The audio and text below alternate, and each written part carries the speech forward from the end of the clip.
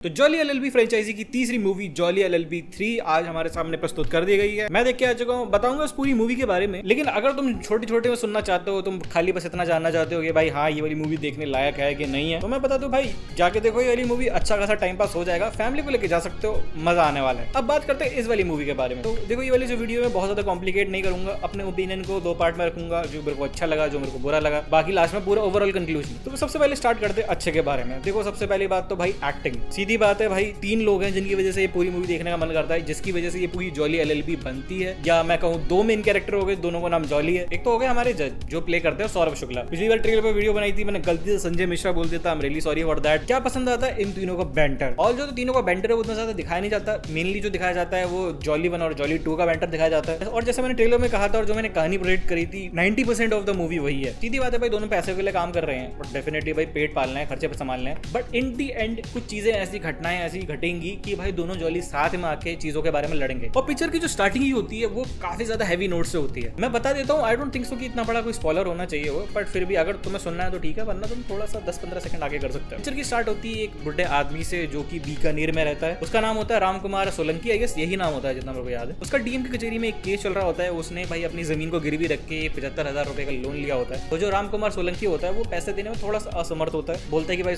थोड़ा सा और टाइम दे दो। बट डीएम बोलता है कि नहीं भाई ऐसा नहीं हो सकता, ये है वो है ऐसी बात। और जब वो पैसे लेता है तो कागज पे साइन भी होते हैं उसके कि भाई कि अगर ये वाले पैसे या टाइम से नहीं देता है तो इसकी हम जमीन हड़प सकते हैं। तो उसकी जमीन हड़प लेते हैं, बहुत सारी चीजें होती हैं और लास्ट में जाके वो सुसाइड कर लेते हैं। तो यहीं से कहानी की शुरुआत होती है, जो कि थोड़ा सा डार्क है, थोड़ा सा हैवी है। बट टेक्निकली देखा जाए तो ये जॉली एलएलबी की जो फ्रेंचाइज है पूरी इसी टेम्पलेट को फॉलो करती है, जो कि ठीक भी है, which is not wrong, which is not bad. मतलब टाइम पास अच्छा हो जाता है, कॉमेडी बहुत अच्छी है, बैंटर बहुत शानदार है, वन लाइनर्स बहुत अच्छे हैं। कुछ सिचुएशन ऐसी होती है कि उसको लगता है कि ओके अगर ये वाला सिचुएशन या ये वाला पर्टिकुलर सीन इसमें नहीं होता तब भी चलता ही। और एक चीज मेरे को बहुत शानदार लगी, जो लास्ट में एक लेडी होती है जिन्होंने कंप्लेंट करी होती है, केस किया होता है, जो हमारे खैतान साहब है उन पे, वो लास्ट में जब रोती हैं तो पूरा हॉल शांत हो जाता है। हमारा हॉल नहीं, मतलब जो यहाँ पर कोर्ट कचहरी भी होती है वो भी शांत हो जाता है, सिर्फ उनके रोने की आवाज आ रही है। 1-2 मिनट तक सिर्फ रो ही रही है वो, और इतना बिलक बिलक के रो रही है, इतना बिलक बिलक के रो रही है। अब जरा सी भी आवाज नहीं आ रही किसी दूसरे बंदे की, सिर्फ रोने की आवाज आ रही है, एको हो रही है उनके रोने की आवाज। फील होता है कि ओके, जो अभी तक हमें वेट महसूस नहीं हो रहा था इस वाली मूवी का या इस वाली चीज का, या फिर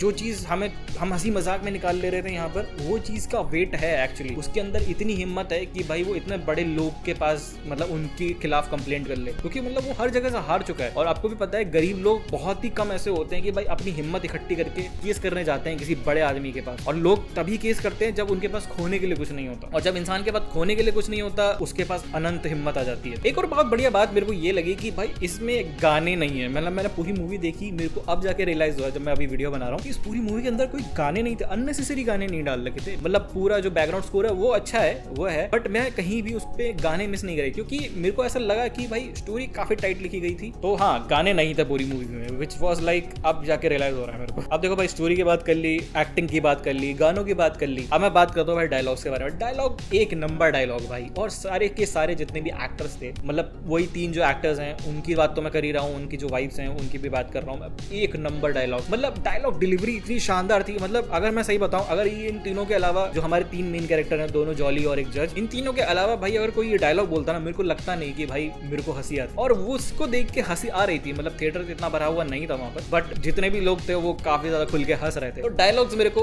काफी अच्छे लगे। डायलॉग्स तो थे ही, मैं डायलॉग डिलीवरी की बात कर रहा हूँ, बहुत ही शानदार डायलॉग डिलीवरी थी, मेरे को बहुत पसंद आया। अब बात करते हैं थोड़ी सी जो मेरे को चीजें पसंद नहीं आई। मूवी अच्छी थी, मूवी में काफी सारी चीजें थी। एक तो मेरे को चीज थोड़ी सी अच्छी नहीं लगी, मैंने बताया अभी इस पहले ही। 1-2 सीन्स थे जो वहां पर लग रहे थे ओके थोड़ा जबरदस्ती डाले गए, इनको डालने की जरूरत नहीं थी। जैसे कि जो हमारे मेन जज हैं और हमारे जो एक लेडी डीएसपी थी, उनके बीच में एक डेटिंग सीन, मतलब ठीक है, I don't really mind about it, but वो चीज थोड़ी सी ज्यादा ड्रैग आउट हो गई। वो सिर्फ वहां पर एक कॉमेडी गैग रखने के लिए रखा गया था वहां पर, और उसका ज्यादा कोई ऐसा सिग्निफिकेंस था नहीं। अब एक चीज मेरे को थोड़ी सी और मिसिंग लगी, और जो जानी जाती है जॉली एलएलबी सीरीज अभी तक, एक इंटेंस कोर्ट रूम ड्रामा। अब स्टार्टिंग में तो थोड़ा सा ऐसा फन रहता है, मतलब ऐसा थोड़ा सा कॉमेडिक रहता है, बट एंड में आते आते थोड़ा सा मामला जो होता है वो थोड़ा सा इंटेंस हो जाता है, थोड़ी आर्गुमेंट हो जाती है, थोड़ा बैक एंड फोर्थ होता है। वो मेरे को यहाँ पर नहीं लगा। यहाँ पर एक अपने जो अपोजिशन वाले वकील है उन्होंने एक आर्गुमेंट रखा, और जो हमारा वकील है उसने एक आर्गुमेंट रखा, और उसके बाद जो हमारा एक क्लोजिंग आर्गुमेंट होता है वो हमारे एक बंदे ने रखा, एंड दैट्स इट, केस हमारा वहीं सॉल्व हो चुका। Which was like